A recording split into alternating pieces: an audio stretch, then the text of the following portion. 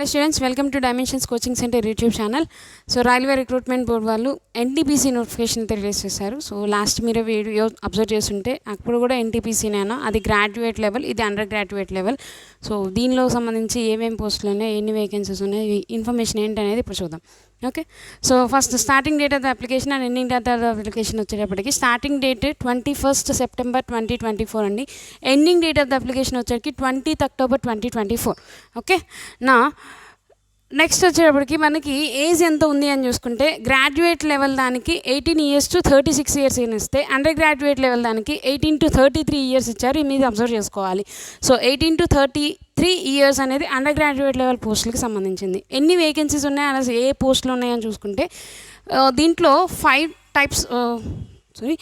types of పోస్టులు ఉన్నాయి. So commercial come ticket collector, train clerk and accounts clerk cum typist, junior clerk cum typist. So మొత్తం పోస్టులు వచ్చేటికి 3445 vacancies ఉన్నాయి. ఇక్కడ మీరు టైపిస్ట్ అని ఎక్కడైతే స్పెసిఫిక్గా ఆ పోస్ట్కి సంబంధించి ఉందో దాంట్లో వచ్చేటికి టైపింగ్ టెస్ట్ అనేది లాస్ట్ ఎగ్జామ్స్ 2 ఎగ్జామ్లు జరిగిన తర్వాత లాస్ట్ టెస్ట్ కింద వాళ్ళు టైపింగ్ టెస్ట్ అయితే మీకు పెడతారు. సో దానికి సంబంధించింది కూడా చూద్దాము. ఏ పోస్ట్ కానీ ఈ 4 పోస్టులో దేనికైనా సరే ఎడ్యుకేషనల్ క్వాలిఫికేషన్ వచ్చేటికి ఇంటర్మీడియట్ అండి. 10+2 ఇంటర్మీడియట్ అయి ఉండాలి. రికగ్నైజ్డ్ బోర్డ్ నుంచే మీద చేసి ఉండాలి. ఇంటర్మీడియట్ ఓకే కంప్లీట్ అయి ఉండాలి. నెక్స్ట్ సెలెక్షన్ ప్రొసీజర్ వచ్చేటప్పటికి 2 stages ఆఫ్ కంప్యూటర్ బేస్డ్ టెస్ట్లు ఉంటాయి. అలాగే నెక్స్ట్ డాక్యుమెంట్ వెరిఫికేషన్. ఈ మధ్యలో సెకండ్ స్టేజ్ అయిన తర్వాత ఎవరైతే టైపిస్ట్ జాబ్కి అప్లై చేస్తారో వాళ్ళకి టైపింగ్ టెస్ట్ జరుగుతుంది. ఈ టైపింగ్ టెస్ట్లో మీరు ఇంగ్లీష్ టైప్ చేయాలనుకుంటే 30 words per minute ఉండాలి. Okay, for English.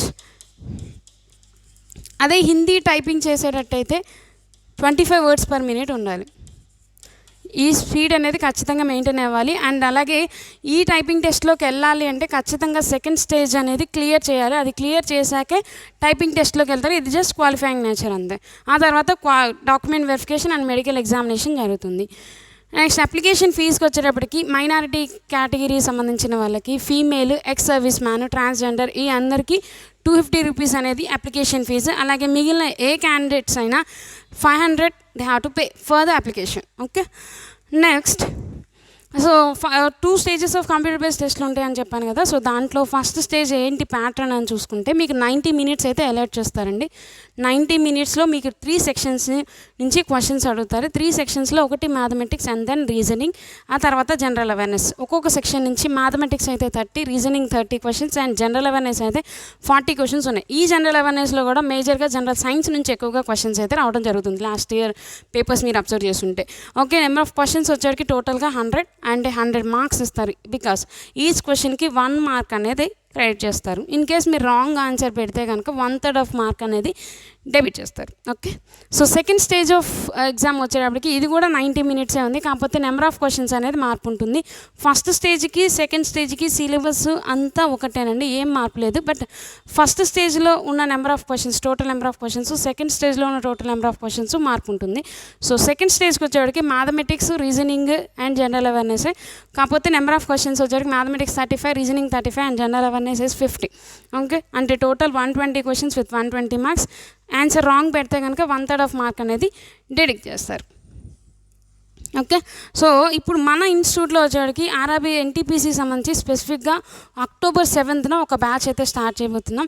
అలాగే సో ఫస్ట్ 30 స్టూడెంట్స్కి 15% కన్సెషన్ అయితే జరుగుతుంది. ఓకే, సో మీకు ఏమైనా ఎంక్వైరీస్ ఉంటే లేక మా ఇన్స్టిట్యూట్కి కాల్ చేయొచ్చు. Number is 8008874848. Thank you so much and all the best for your preparation.